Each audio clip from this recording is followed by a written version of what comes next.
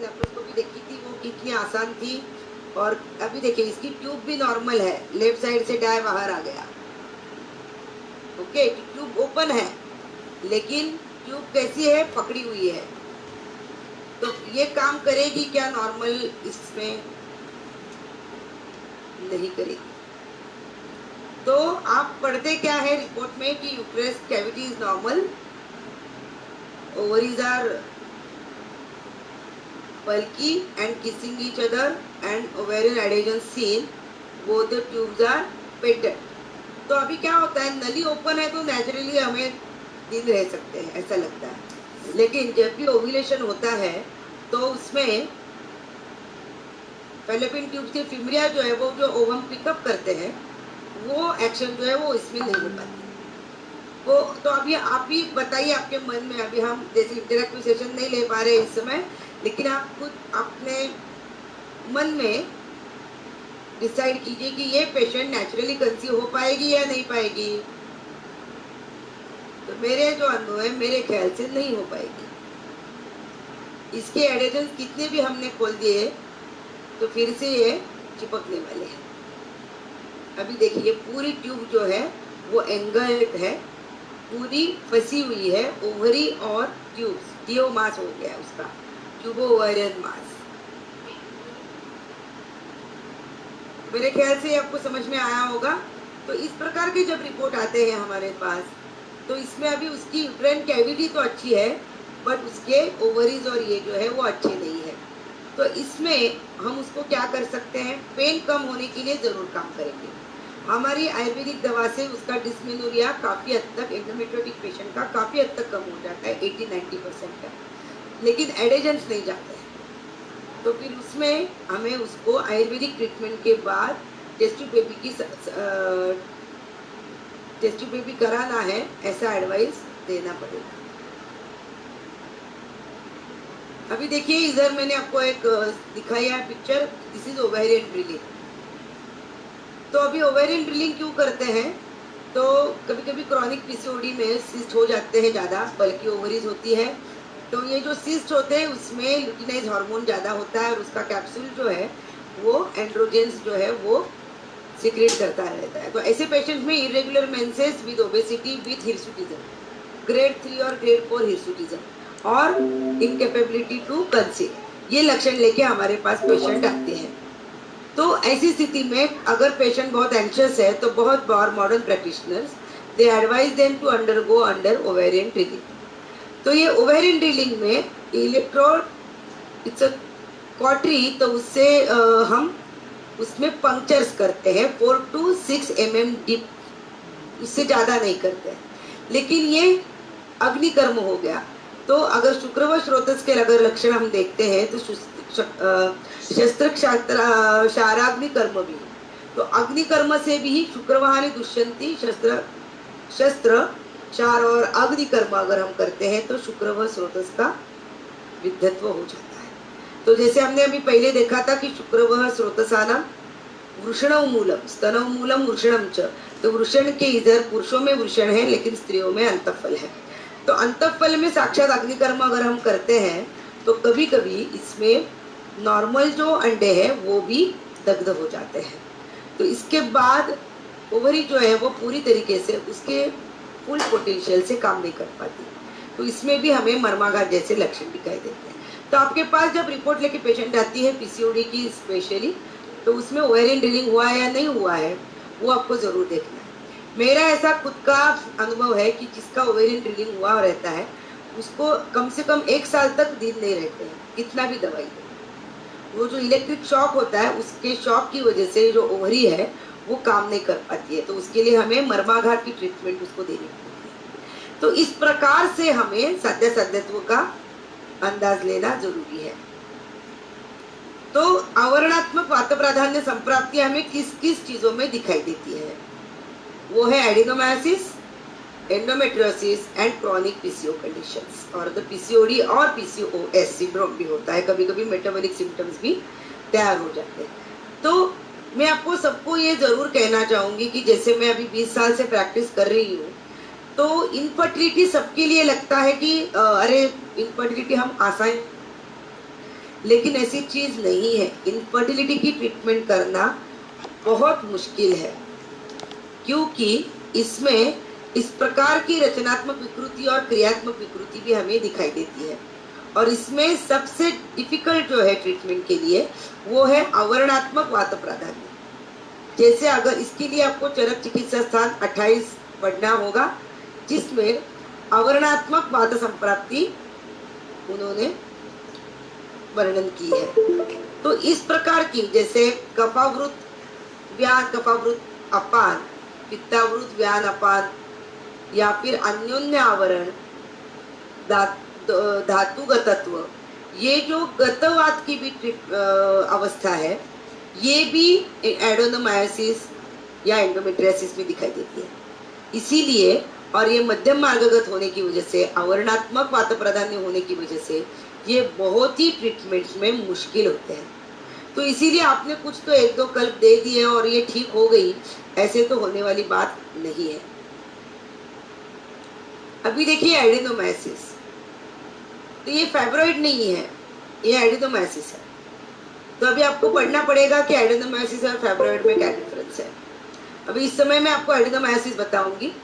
तो एडेनोमायोसिस में क्या होता है,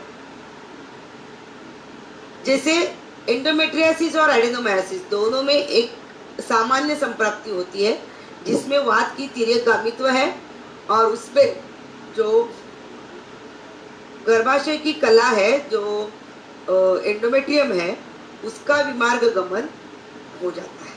अगर ये विमार्ग गमन मायोमेट्रियम में होता है तो उसको एडेनोमायोसिस कहते हैं, और इसका विमार्ग गमन फैलोपियन ट्यूब्स या ओवरीज में हो जाता है, आउटसाइड द यूट्रस हो जाता है, तो उसको एंडोमेट्रियोसिस कहते हैं। तो अभी इसमें आप देखेंगे कि ये कष्ट साध्य क्यों है।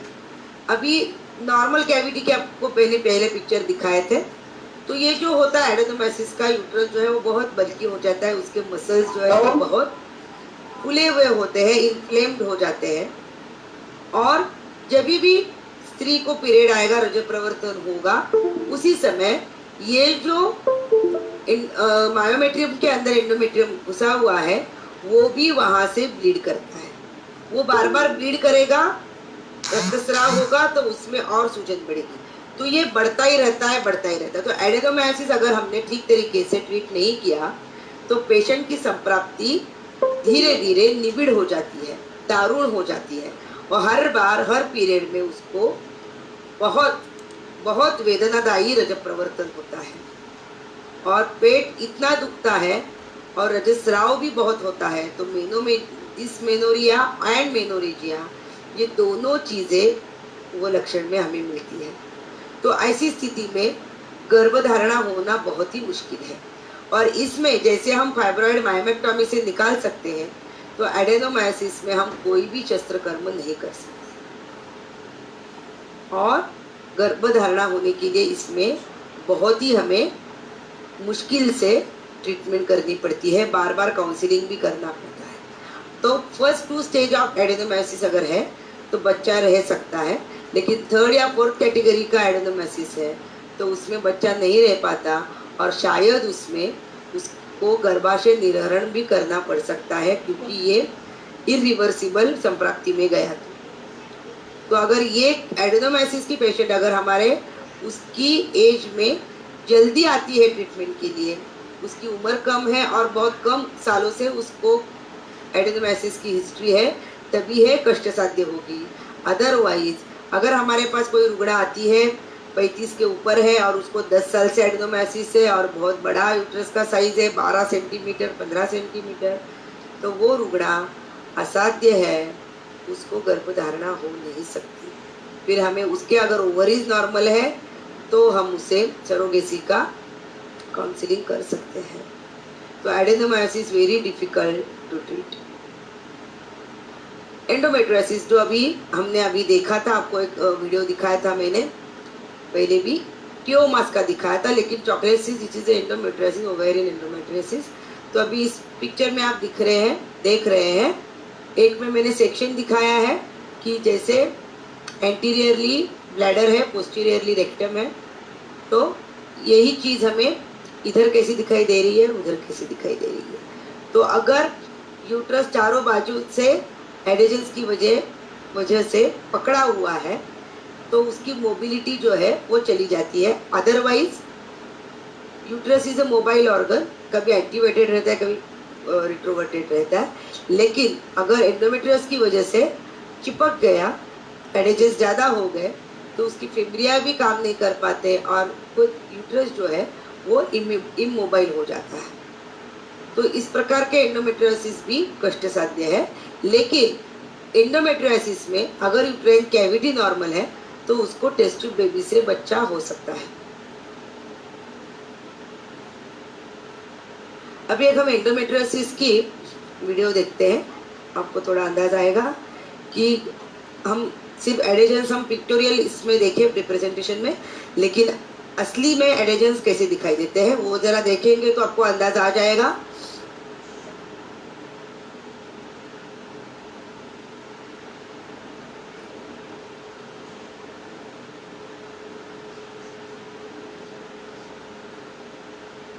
अभी आप इजीली समझ पाएंगे, ये हिस्ट्रोस्कोपी है, हम अंदर जा रहे हैं। इसकी कैविटी देखिए अच्छी है, ये ऑस्टिया एक दिखा हमें,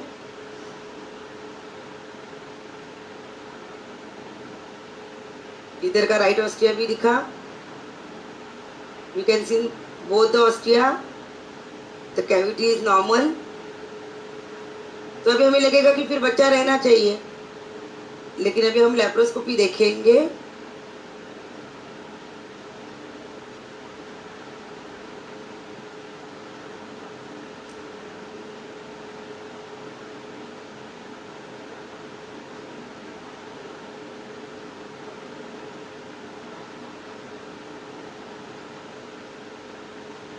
यस, अभी देखिए ovaries, fallopian tubes, broad round ligament, broad ligament. आपको एडिशंस दिख रहे हैं मेरे ख्याल से, जो अभी हमने पिक्चोरियल रिप्रेजेंटेशन में देखे थे। ये देखिए सब चिपका हुआ है, अंदर सब खून दिखाई दे रहा है।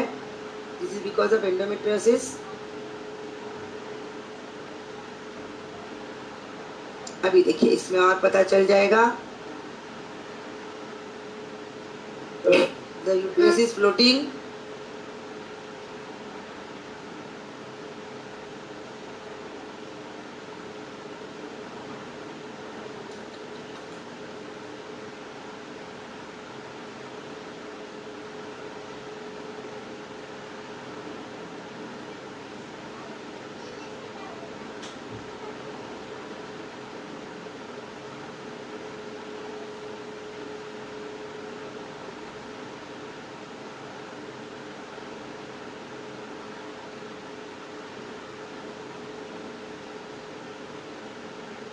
So you can see here,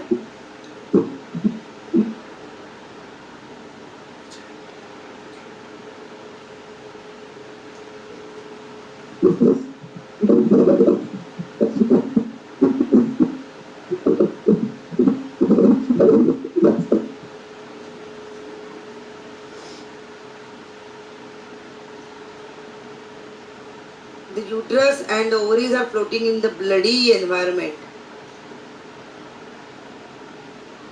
तो इस प्रकार से अंदर सब चौथा चिपकी है। हमने पहले तो पेटेंसी किया, टेस्ट किया, patency test is positive. So tubes are normal, but tubes are inflammatory, inflamed. सब एडेजेंस में पकड़े हुए हैं, एडेजेंस ज्यादा है।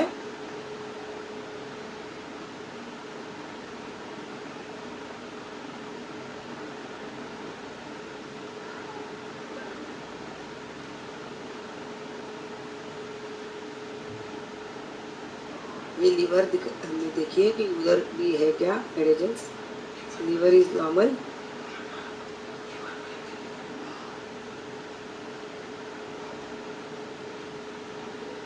अभी देखिए इधर एडेजेंस कैसे दिखाई दे रहे हैं, you will get the idea. सब चिपका हुआ है। तो जैसे मैंने आपको पहले स्लाइड में कहा था, इसके पहले के टेक्सकोपी के इसमें, तो आप खुद तय कीजिए आपके मन में कि इसकी कैविटी नॉर्मल है, लेकिन इसके ट्यूब्स भी नॉर्मल है, लेकिन उसको सीवियर एंडोमेट्रियोसिस है और इतने एडेजन्स है, ओवरी ट्यूब सब चिपके हुए हैं। So is she able to conceive naturally और नॉट? तो ये नहीं कंसीव हो पाएगी नेचुरली। इसको भी शायद हम पेन कम होने के लिए आयुर्वेदिक ट्रीटमेंट ज़रूर देंगे, थोड़ा वायु का विमार्गामित्व कम करने के लिए ट्रीटमेंट ज़रूर देंगे, लेकिन उसको शायद टेस्ट ट्यूब बेबी से गर्भधारणा हो सकती है। तो ऐसे केस में एडेजन्स हमारे ट्रीटमेंट से नष्ट नहीं हो जाते हैं। फिर भी किसी को हम नहीं बोलते हैं, क्योंकि दैववशात किसी को भी प्रेगनेंसी रह सकती है। बहुत कम लोगों में ऐसे दिखाई देता है कि ऐसे केसेस है और वो नेचुरली कंसीव हो पाए, लेकिन अदरवाइज ऐसे दिखाई नहीं देता है।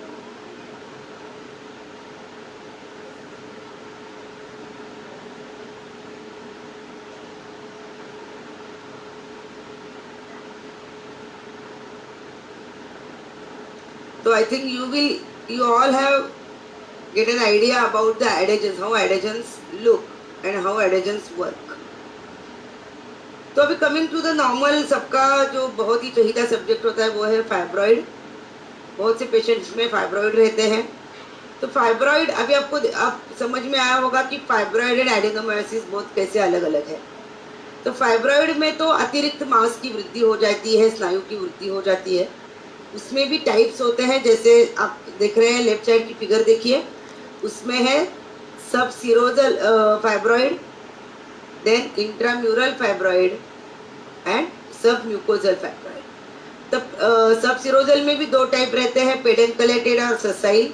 सो पेडेंकलेटेड सब सीरोजल फाइब्रॉइड जो है गर्भधारणा में कोई प्रॉब्लम नहीं आता है, उससे गर्भधारणा जरूर हो सकती है, लेकिन जब जैसी प्रेगनेंसी बढ़ती है तो फाइब्रॉइड का साइज भी बढ़ता है, तो दैट में create difficulty in delivery. But pedunculated subserosal fibroid है तो गर्भधारणा के लिए वो हमें अड़चन निर्माण नहीं करेगा। लेकिन अगर इंट्राम्यूरल है और वो हमें बहुत बड़े साइज में है तो यूट्राइन कैविटी को वो जरूर देगा।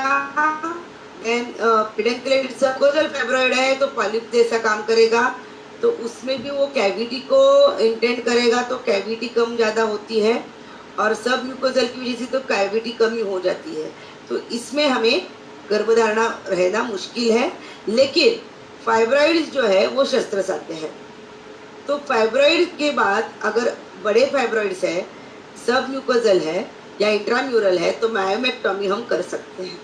और मायोमेक्टोमी के बाद पेशेंट जो है वो ज़रूर प्रेग्नेंट हो सकती है। तो फाइब्रॉइड्स एक्चुअली अगर है तो शस्त्र साध्य और उसके बाद कष्ट साध्य जरूर है, लेकिन एडेनोमायोसिस जो है वो असाध्य और शस्त्र साध्य भी नहीं है। फाइब्रॉइड की हम एक वीडियो देखेंगे तो उसमें आपको पता चलेगा कि मायोमेक्टोमी कैसी की जाती है।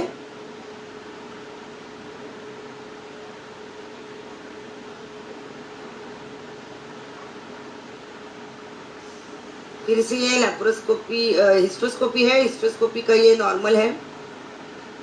मेरे ख्याल से आपने 2 या 3 नॉर्मल हिस्ट्रोस्कोपी के वीडियोस देखे हैं, तो आपकी आइडिया भी ठीक पूरी तरीके से आपको अंदाज आ गया होगा।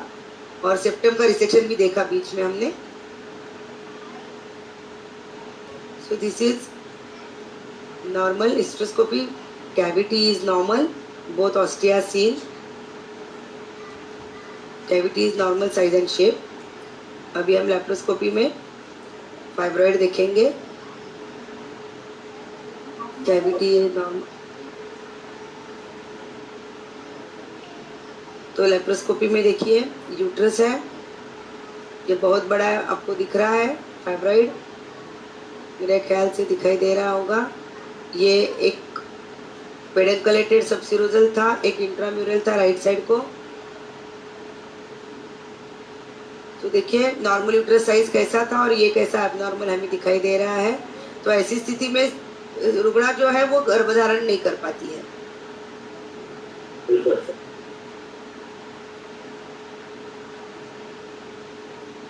घबराहट की हार गई।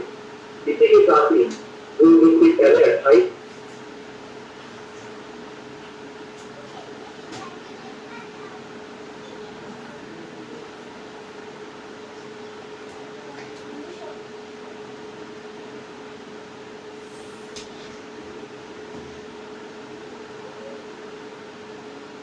तो आपको बराबर पिक्चर भी दिखाई देगा, तो आपको सब समझ में। अभी देखिए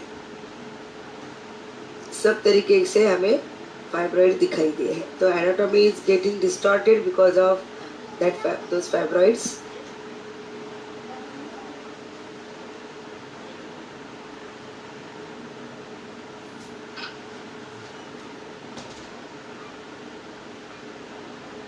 तो इसमें भी अगर हम देखें तो फाइब्रॉइड है, फेलोपियन ट्यूब्स नॉर्मल भी है, हमें पेटेंसी हमने देखी है, तो इसमें ट्यूब्स भी नॉर्मल आए हैं। But again here patient is unable to conceive because of the size of the fibroids. तो ये केशन में हम क्या करेंगे, पहले इसकी मायोमेक्टोमी करेंगे और उसके बाद उसको गर्भधारणा के लिए ट्रीटमेंट देंगे। ये देखिए ट्यूब्स ओपन है, दोनों बाजू से मेथिलीन ब्लू डाई आ गया है, both the tubes are patent. तो इस प्रकार से हमने लैप्रोस्कोपी और हिस्ट्रोस्कोपी से गर्भाशय की रचना जानना बहुत जरूरी है।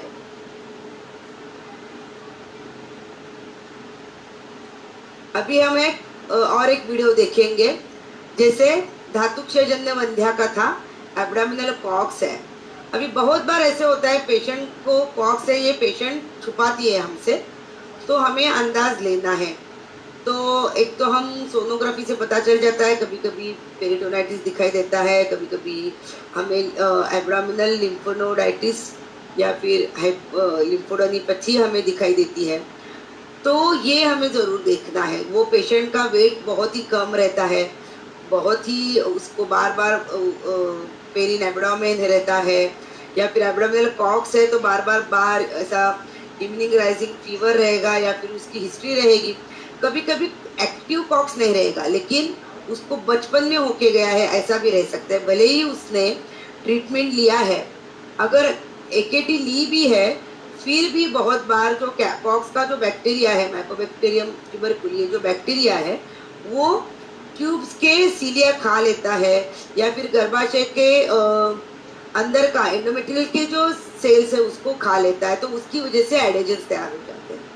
तो ये जो ट्यूबरकुलोसिस है, अगर इतना ट्यूबरकुलोसिस गर्भाशय की कैविटी में भी फैला है और ओवरीज में भी फैला है, तो वो जरूर असाध्य ही होता है।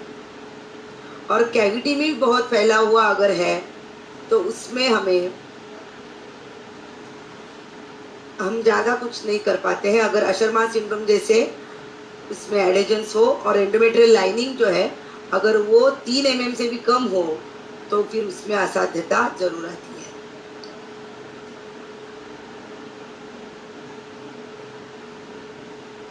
अभी आप इधर देखिए,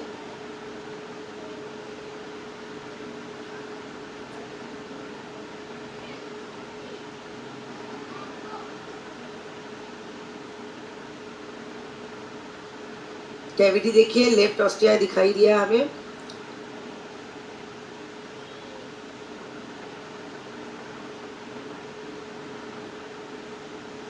राइट भी दिखाई दिया है। So cavity that way it is okay. हम अभी देखेंगे लैप्रोस्कोपी में।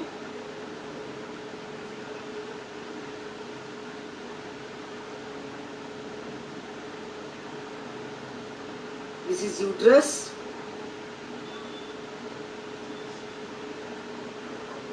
तो अभी हम देखेंगे कि उसके अभी वो आपको सफेद एक ग्रैन्युलोमेटस आपको दिखाई दिया होगा, अभी गया, फिर से आएगा।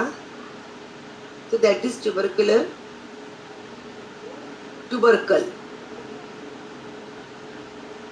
ये देखिए सफेद जो दिख रहा है, चिपका चिपकी दिख रही है, this is the active cox. ये हमने चेकिंग के लिए भेजा था, तो उसका फिर एक्टिव कॉक्स निकला, तो फिर हमने एक्टिविटी चालू करनी पड़ी। एडेजेंस देखिए, ये टीबी है, ये देखिए ट्यूबरकल, ये सब इधर सब चिपका चिपकी की एडेजन की वजह से उधर आपको जितना थोड़ा भी हमने हिलाया यूट्रस को तो ब्लीडिंग दिखाई दे रहा है। This is fat. ये देखिए एडेजन्स, ये देखिए एडेजन्स, these are tubercular adhesions. So tubercular adhesions and endometriotic adhesions both are different. तो ये एडेजन्स हम निकाल भी दे तो भी ये फिर से हो जाते हैं, और ट्यूबरकुलर जो स्पेशली रहते हैं वो इधर के धातुओं का नाश करते हैं और इसके जो बैक्टीरिया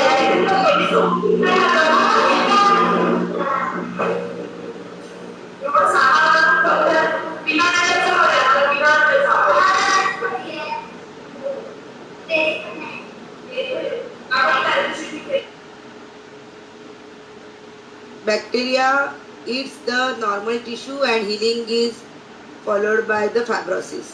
तो जितना फाइब्रोसिस होगा उतना एडेजन ज्यादा होगा।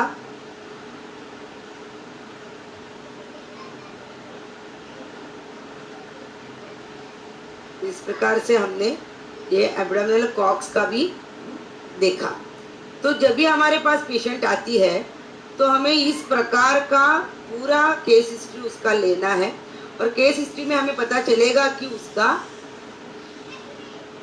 किस प्रकार से उसकी गर्भाशय और आर्तव स्रोतस की हानि हुई है नहीं हुई है, तो उसी प्रकार से हम काम कर पाएंगे। अभी बीज दोष जनित बंधित्व जो है वो तो असाध्य ही है, जिसमें टर्नर सिंड्रोम के फीमेल्स हमें दिखाई देते हैं। वेब नेक रहती है, नेक देखिए अभी इसकी कैसी है, short stature, small mandible, low hairline, minimal breast development, अस्तनी हमने देखा था, अस्तनी और ईशस्तनी, ओवेरियन डिसजेनेसिस, अमेनोरिया, तो ओवरी रहती नहीं है, सेकेंडरी सेक्स कैरेक्टर्स डेवलप नहीं हो पाते हैं, लैक ऑफ प्यूबिक हेयर, इसमें 45 100 जैसे अगर आपके पास ऐसी पेशेंट आती है जिसको अमेनोरिया है बहुत और आपके सेकेंडरी सेक्स कैरेक्टर्स भी एब्सेंट है, तो आपको उसको ज़रूर कैरियोटाइपिंग के लिए भेजना है। अगर कैरियोटाइपिंग का रिपोर्ट 45 100 आता है तो she is definitely Turner syndrome, तो उसके ऊपर हम ट्रीटमेंट नहीं कर सकते, मतलब ये असाध्य है, हमारे शास्त्रकारों ने भी लिखा है, और जो नहीं है तो एक्स्ट्रा क्रोमोसोम हम पैदा नहीं कर पाते हैं। सो ऐसी स्थिति में हमें उनको काउंसलिंग करना है, और एडॉप्शन या फिर दूसरे भी कोई अगर ऑप्शंस है तो उसमें हमें उनके लिए काम करना है। ये स्त्री में हो गया, वैसे ही हमें पुरुषों में जो दिखाई देता है, दिस इज क्लाइनफिल्टर सिंड्रोम। मैंने मेरे प्रैक्टिस में जो अभी हमने जो केस अभी दिखे हैं वो रोज मैं उसमें बहुत से पेशेंट्स देख रही हूँ। अभी क्लाइनफिल्टर सिंड्रोम भी पेशेंट्स मैंने बहुत देखे हैं, टर्नर सिंड्रोम भी बहुत देखे हैं। तो जितने आप देखेंगे पेशेंट तो आपको अंदाजा आ जाएगा कि आप ये पेशेंट साध्य असाध्य पे हम काम कैसे करेंगे। तो क्लाइनफिल्टर सिंड्रोम जो है उसमें भी क्या होता है, दिस इज 47 XY, तो एक एक्स जो होता है वो ज़्यादा होता है, इसीलिए ऐसे पुरुषों में हमें स्त्री के लक्षण भी ज़्यादा दिखाई देते हैं। जैसे स्पार्स हेयर है, मतलब कम है हेयर, जैसे दाढ़ी मूछे जो आती है वो कम आती है, मस्कुलेचर कम रहता है, शायद ब्रेस्ट डेवलपमेंट भी हो जाए, तो किसी किसी को गायनेकोमेस्टिया भी रहता है, किसी किसी को टेस्टिकल जो है वो स्मॉल रहते हैं, हेयर डिस्ट्रीब्यूशन जो पुरुषों में रहता है वो बिल्कुल भी दिखाई नहीं रहता। तो ये सब चीज़ें हमें दिखाई पड़ती है।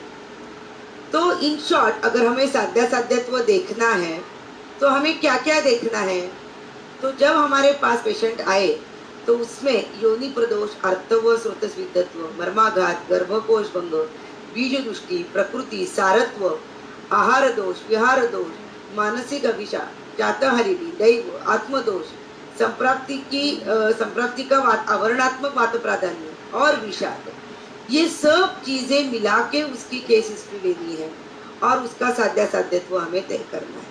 मेरे ख्याल से आज बहुत हमने देखा है। किसी को शंका है तो आप मुझे चैट बॉक्स में पूछ सकते हैं, या फिर डॉक्टर रामदास मुझे अगर उनके मैसेजेस कन्वे करते हैं तो मैं भी वो भी उससे जवाब दे सकूंगी। अदरवाइज हम यही रुकते हैं क्योंकि समय की भी मर्यादा है और इतना मतलब इनफर्टिलिटी जो है इतनी आसान नहीं है ट्रीट करने के लिए।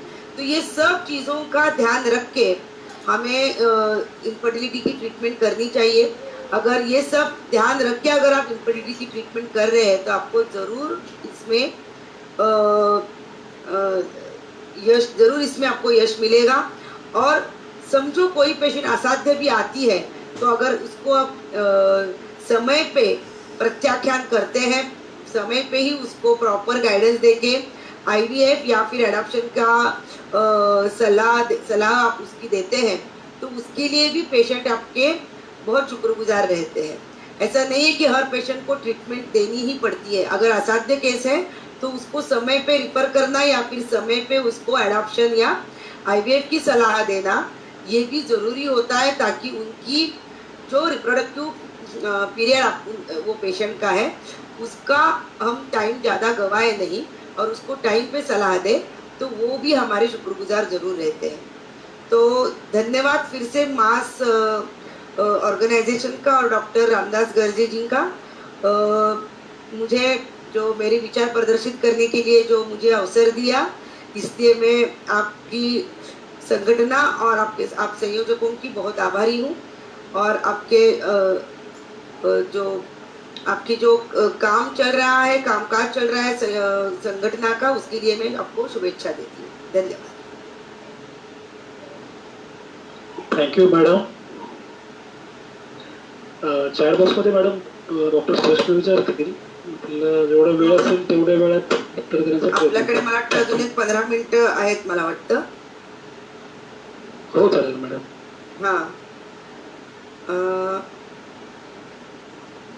हाँ, किसी ने पूछा है what is the meaning of रक्तबंध्या। तो रक्त दुष्ट जन, जैसे ये सुश्रुत ने रक्त चौथा दोष उल्लेख किया है, तो जैसे वात पित्त कफ के दुष्टि की लक्षण है, जैसे रक्त दुष्टि के भी लक्षण है, तो तीव्र रक्त दुष्टि अगर है किसी पेशेंट में तो उसके वजह से भी वंध्या निर्माण हो सकती है। तो दैट इज रक्तबंध्या।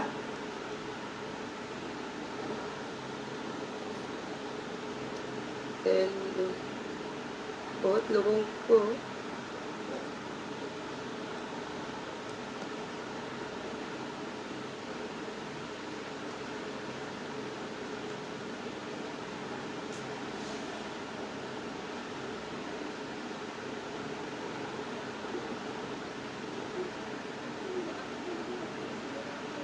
किसी को शंका है तो पूछिए चैट बॉक्स में।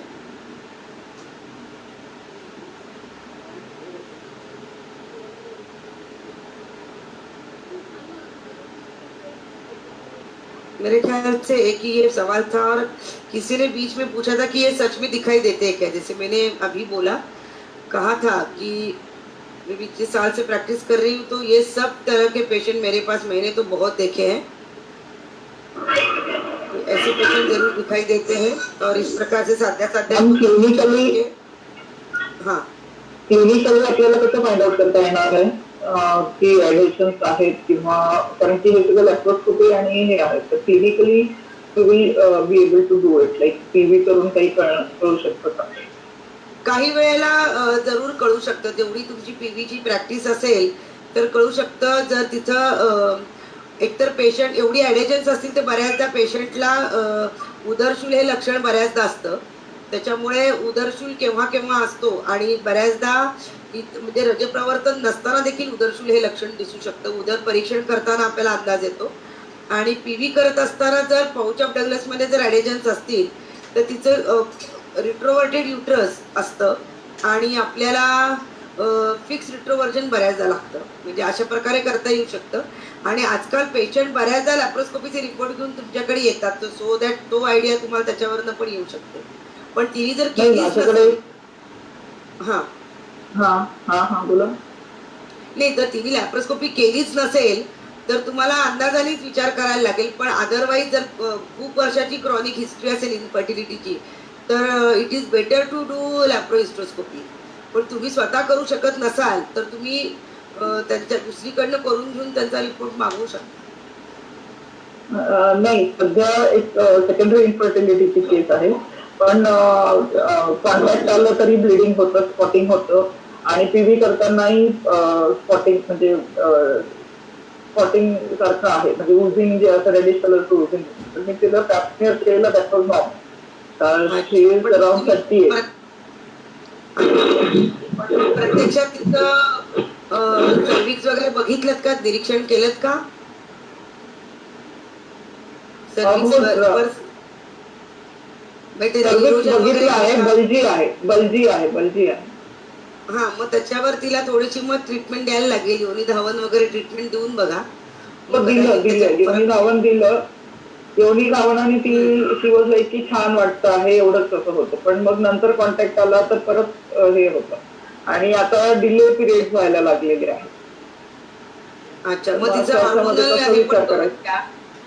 हॉर्मोनल ऐसे करायला पाहिजे तिचा, कारण बऱ्याचदा जर तिचं ल्युटेल फेल डेफिशियन्सी असेल तर मध्ये मध्ये असं ब्लिडिंग होणं दिसून येतं आपल्याला. तर इस्ट्रोजन प्रोजेस्ट्रॉनचं ओके. प्रमाण किती आहे ते बघून घ्या. आणि आपल्या शास्त्राप्रमाणे जर बघायचं झालं तर तिचं पित्तवर्धक आहार विहार किती आहे ते बघा, तो बंद करा आणि पित्तशामक चिकित्सा द्या. नाही, तुम्ही अशा म्हणाला म्हणजे केसेस. तुमचे जे केस केस स्टडीज मध्ये तुम्ही सांगितलं की टीबी आहे, म्हणजे कॉफची जी हिस्ट्री आहे किंवा लपवतात. So in that case clinically can be find out in that manner. नाही, मग त्याच्यामध्ये म्हणजे क्लिनिकली ब्लिडिंगचं जे अशी पर्टिक्युलर. लक्षणं दिसत नाही. ब्लिडिंग नाही नाही, ब्लिडिंग सारखं लक्षण आपल्याला टीबी मध्ये दिसत नाही. आपल्याला टीबी जर पेशंटला असेल तर बऱ्याचदा पेशंटमध्ये स्कॅन्टमेन्सेस दिसतात, उदरशूल दिसतो आणि पेशंट अत्यंत बारीक असते बऱ्याचदा.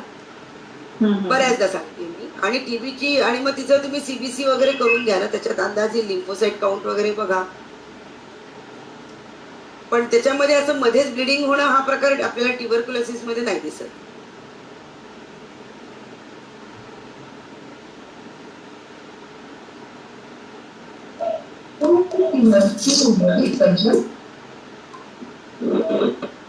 हॅलो. हॅलो. चॅट बॉक्स मध्ये क्वेश्चन आहे.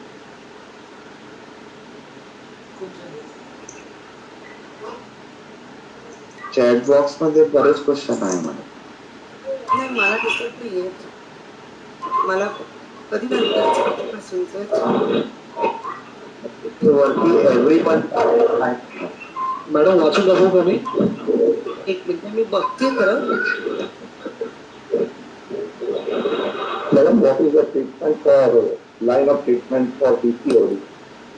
सर्व हा, आता डॉक्टरांना विनंती आहे, माईक बंद करा, गोंधळ होतोय, व्याख्यात्यांना त्रास होईल त्याच्यामुळे. सर्वांच्या प्रश्नाला मॅम उत्तर देतील. सर्वांनी कृपया माईक बंद करा. एक प्रश्न दिसतो की आयडेनोमायसिसला आयुर्वेदिक ट्रीटमेंट आहे का. तर आयडेनोमायसिसला आयुर्वेदिक ट्रीटमेंट आहे, फक्त पेशंट आपल्याकडे कुठल्या अवस्थेत येते. पहिल्या 2 ग्रेडच्या अवस्थेत आली तर आपण बऱ्यापैकी आयडेनोमायसिस कमी करू शकतो. परंतु जर 3rd आणि 4th ग्रेडमध्ये आली की ज्याच्यामध्ये युट्रसचा साईज 12 ते 15 सेंटीमीटर होतो, अशा केसेसमध्ये आपण तिचं पेन अवश्य कमी करू शकतो. त्याच्यामध्ये विरेचन प्रक्रियेने पेशंटला चांगला उपयोग मिळतो. विरेके मांस मेदस्थे या चिकित्सा सूत्राच्या आधारे आपण पेशंटला जर विरेचन करून घेतलं किंवा वारंवार अनुलोमन देत राहिलो तर तिची बऱ्यापैकी म्हणजे सशूल आणि ग्रंथीला अर्थस्राव हा जो ॲडेनोमायसिस मध्ये दिसतो तो बऱ्यापैकी कमी होताना दिसतो.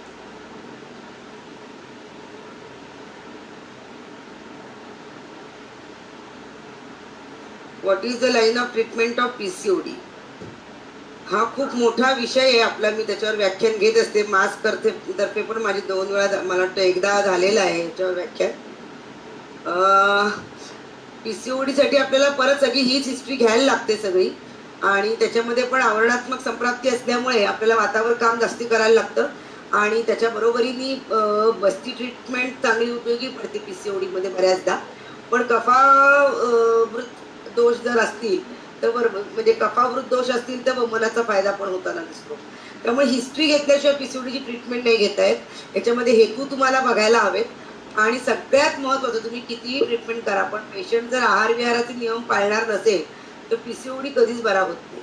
त्यामुळे पेशंटला कायम आहार विहार योग्य तो मात्रेमध्ये करणं, योग्य वेळेत करणं, रात्री जागरण न करणं, दिवसा न झोपणं आणि सगळ्यात महत्त्वाचं म्हणजे पेल्विक एक्सरसाइजेस, म्हणजे मग सूर्यनमस्कार असतील, योगासनं असतील किंवा पोटाचे इतर व्यायाम असतील, हे कंपल्सरी करायला पाहिजे. जी रुग्ण सतत एका ठिकाणी 5-6 तास बसते, म्हणजे बँकेतली असो, शिक्षक असो, डॉक्टर असो किंवा IT मधली असो, सतत बसणे, अति आसन हिचं जर त्याचं स्वरूप असेल तर PCOD बरा होत नाही. मग या ठिकाणी आपल्याला कंपल्सरी तिला व्यायाम हा महत्त्वाचा आहे औषधापेक्षा. त्यामुळे औषधं ही दुय्यम राहतात ह्याच्यामध्ये, पण आहार विहारातलं मॉडिफिकेशन्स आणि व्यायामाचा सल्ला या 3 गोष्टी खूप महत्त्वाच्या आहेत आणि गरज पडेल तेव्हा शोधन चिकित्सा या 2 गोष्टी आपण करू शकतो. त्यानंतर एक प्रश्न दिसतोय, ma'am how to manage reduce pain in endometriosis. मी मगाशी म्हटलं जसं ॲडिनोमायसिस आणि एंडोमेट्रियोसिसमध्ये विरेचनाचा फायदा चांगला होतो, त्यामुळे सतत अनुलोमन देत राहणं या प्रकाराने आपण तिचं पेन नक्की कमी करू शकतो. काही वेळेला जर वातप्रधान दोष असतील तर बस्तीचाही उपयोग होतो, तर तुम्ही तोही करू शकता. पण बस्ती आणि विरेचन या 2 गोष्टी पेन कमी करायला जास्त उपयोगी ठरतात. नुसती पोटातली औषधं, तशी औषधं बरीच आहेत. शंखवटी पण एक चांगलं काम करतं किंवा काही वेळेला गंधर्वारितकी पण चांगलं काम करतं किंवा काही वेळेला ॲक्यूट फेज असेल तर त्यावेळेला बस्ती चांगलं काम करतो. पोटावर हिंगाचा लेप देणं तो एक काम करू शकतो. त्याच्यानंतर पोटामध्ये हिंगू वचादी चुरण्यासारखी कल्प चांगले काम करतात. पण कफवात प्रधान अवस्था असेल तर हिंगवाष्टक किंवा हिंगू वचादी कल्प आपण वापरू शकतो. पित्तप्रधान कंडिशनमध्ये याचा उपयोग होताना दिसत नाही. त्यामुळे आपल्याला हिस्ट्री घेणं खूप गरजेचं आहे. त्यामुळे नुसतं एंडोमेट्रियोसिसला हे द्या ते द्या असं औषध काही उपयोगी पडणार नाही. त्याच्यानंतर मला वाटतं असाध्य रुग्णेमध्ये IVF सक्सेस रेट वाढवण्यासाठी काय करू शकतो असा एक प्रश्न आहे. असाध्यता काय कारणाने आहे, तर मगाशी मी त्यासाठीच हा सगळा एवढा कटाटोप होता की साध्यात्वातलं असाध्यत्व आपण कसं ओळखायचं. आता इन्फंटाईल युटेरस असेल तर आपण काहीच करू शकणार नाही, बीजदोषजनित वंध्यत्व असेल तर आपण काहीच करू शकणार नाही. परंतु ॲडिनोमायसिस किंवा एंडोमेट्रियोसिस असेल आणि तिला IVF साठी आपल्याला सल्ला द्यायचा असेल तर आपण काहीतरी करू शकतो. मग ह्याच्यामध्ये तुम्ही शोधन आधी करून घ्या, त्याच्यानंतर उत्तर बस्ती, पिचू, योनिधावन असे अनेक प्रकार आहेत. त्यामुळे आता हा विषय खूप मोठा आहे, तुम्हाला व्याप्ती लक्षात आली असेल. तर पेशंट कशा प्रकारे आपल्याकडे प्रेझेंट होतीये त्या प्रकारे आपण आयुर्वेदातले हे जे काही उपक्रम आहेत आणि आहार विहार आहे याचा नक्की आपण त्याच्या जोडीने आपण कष्टसाध्यत्व कमी करण्यासाठी नक्की उपयोग करू शकतो.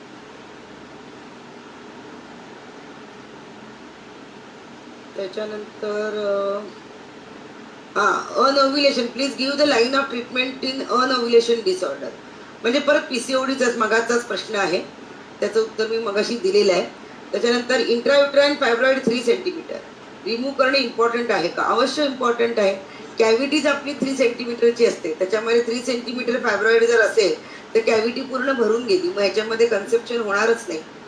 तर अशा कंडिशनमध्ये नक्कीच हे हिस्ट्रोस्कोपिकली आपल्याला करता येतं. ते फायब्रॉइड हा सब म्युकोजल फायब्रॉइड आहे, हा नक्की काढायला हवा. एंडोमेट्रियोसिस में वमन उपक्रम लाभदायक है क्या? एंडोमेट्रियोसिस मध्ये जर अगर कफप्रधान दोष है तो उपयुक्त है, कफप्रधान दोष नहीं है तो उपयुक्त नहीं है. जैसे मैंने कहा एंडोमेट्रियोसिस में बहुत बार विरेचन ज़्यादा उपयुक्त होता है और बस्ती उपयुक्त होता है. वमन भी कर सकते हैं, लेकिन अब अभी आपको हिस्ट्री लेनी पड़ेगी. हेतुओं में अगर कफप्रधान हेतु ज़्यादा है और कफ का प्रकोप ज़्यादा है तो आप जरूर वमन कर सकते हैं.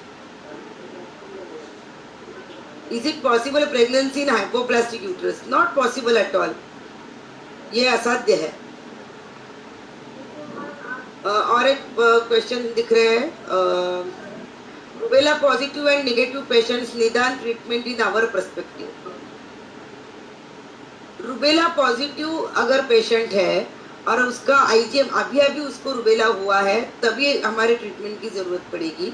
अदरवाइज जैसे गोवर, रुबेला इज जर्मन गोवर, तो अगर रुबेला होके गया है पेशेंट को और पेशेंट अगर हमें हिस्ट्री दे रहे हैं कि उसको 4 साल पहले रुबेला होके गया है तो उसको कोई ट्रीटमेंट की ज़रूरत नहीं है. लेकिन अगर उसको 6 महीने 3 महीने या रिसेंट रुबेला की वजह से एबॉर्शन हुआ है तब हम ट्रीटमेंट जरूर कर सकते हैं, रक्तगत दोषों के लिए ट्रीटमेंट कर सकते हैं। तो उसके लिए रक्त धातु की चिकित्सा हमें करनी पड़ेगी, रक्त प्रसादक चिकित्सा हमें करनी पड़ेगी। बार बार पीसीओडी के बारे में ट्रीटमेंट पूछा है, तो मैंने उसका उत्तर दिया है। फायब्रॉइड साठी आयुर्वेदिक मेडिसिन ट्रीटमेंट काय करावी? फायब्रॉइड का साइज अगर 4 सेंटीमीटर या 5 सेंटीमीटर से कम है और वो इंट्रायूट्राइन नहीं है, तभी हम ट्रीटमेंट कर सकते हैं। उसमें भी बस्ती ट्रीटमेंट ज़्यादा उपयुक्त रहती है, आहार विहार, और इसमें भी आवरणात्मक वात संप्राप्ति होने की वजह से बस्ती ट्रीटमेंट की उपयुक्तता ज़्यादा उसमें दिखाई देती है।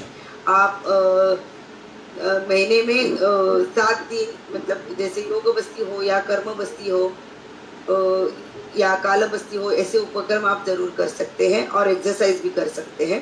तो पेट के जो योगासन है उससे भी वात की गति जो आवरणात्मक है वो कम होने में हमें उपयोग होता है।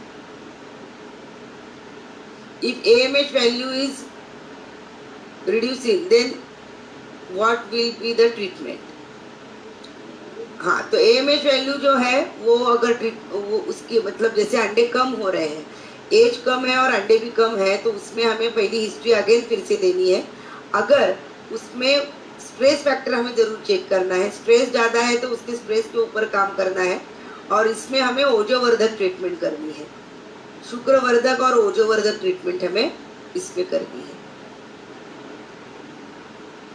जेनाइटल कॉक्स के बारे में तो अभी मैंने तो आई थिंक आपको एब्डोमिनल कॉक्स का बोला है, तो और कुछ ज़्यादा इसमें नहीं है।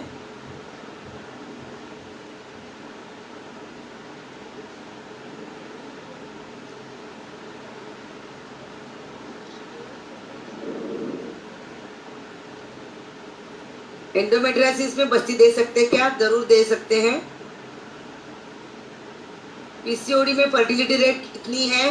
पीसीओडी में अगर पेशेंट डाइट और एक्सरसाइज बराबर कर रही है तो fertility rate is very good as compare to other diseases जैसे एडेनोमाइसिस, एंडोमेट्रियोसिस और कॉक्स। एक पालडे में रखे और एक दूसरे पालडे में तराजू के अगर पीसीओडी रखे तो पीसीओडी का पालडा बहुत भारी है, तो पीसीओडी के पेशेंट जरूर कंसीव हो सकते हैं।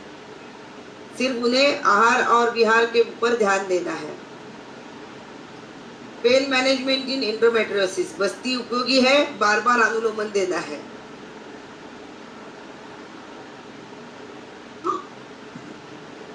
हाँ, और एक किसी ने तो अभी आप ऑर्गेनाइजर को हम पूछेंगे, डॉक्टर रामदास को, उन्होंने पूछा है ma'am can you take separate lecture on treatment of infertility. ये तो बहुत बड़ा लेक्चर होगा क्योंकि हर एक में अलग अलग चीज़ होती है। एंडोमेट्रियोसिस में अलग होगी, पीसीओडी में अलग होगी, तो ये बहुत हमें मुश्किल है।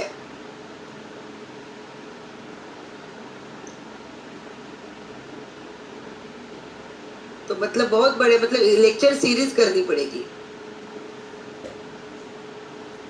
एंडोमेट्रियोसिस मध्ये पेन कमी करण्यासाठी काय? मला वाटतं हाच प्रश्न खूप वेळा आला, ह्याचं उत्तर दिलेलं आहे मी।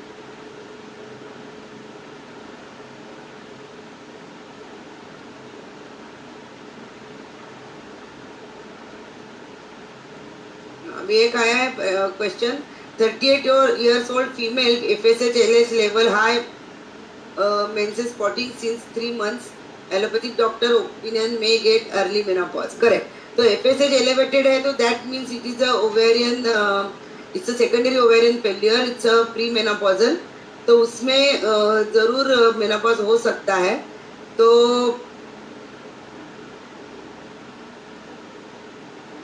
इसमें मेनोपॉज डिले करने के लिए क्या कर सकते हैं?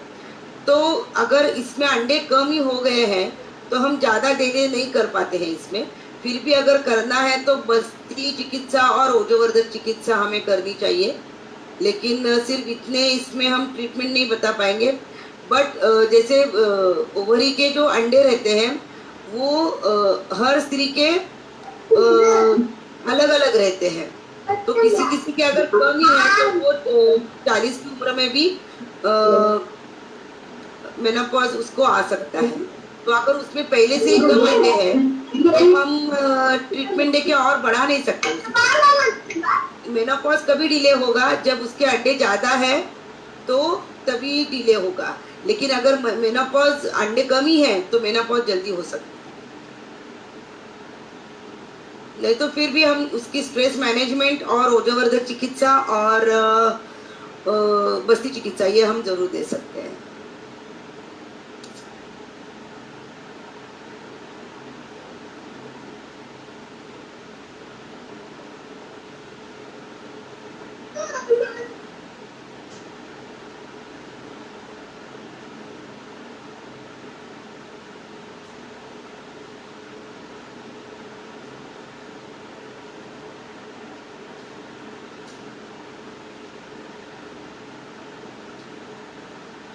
और दिख रही हूँ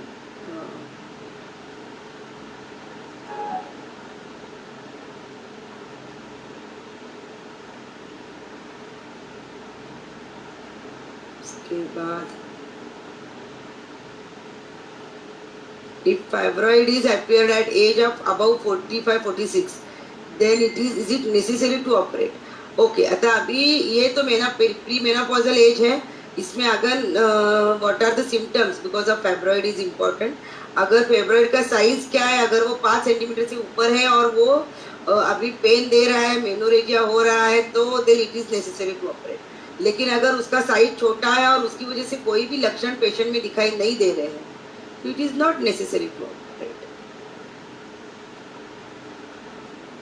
What is the treatment of bicornuate uterus with recurrent abortion? There is no treatment because गर्भाशय कोश भंग है और ये सहज है जैसे कंजेनाइटल है, तो उसके लिए हम कुछ नहीं कर सकते। बायकॉर्नेट यूट्रस को हम काट नहीं सकते।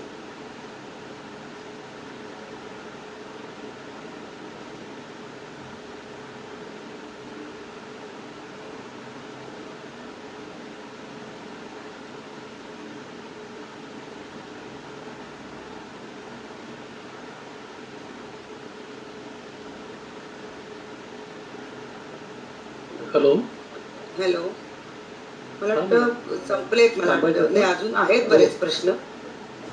ग्रहणी एंड मंधत्व रिलेशन हाउ टू एक्सप्लेन?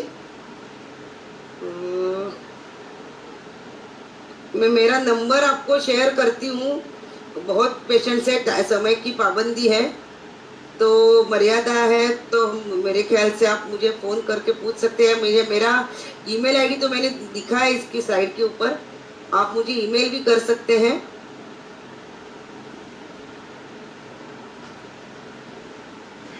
(9820492902) मेरे स्लाइड के ऊपर मेरा नंबर भी लिखा हुआ है, ईमेल आईडी भी लिखी हुई है, आप मुझे ज़रूर कांटेक्ट कर सकते हैं।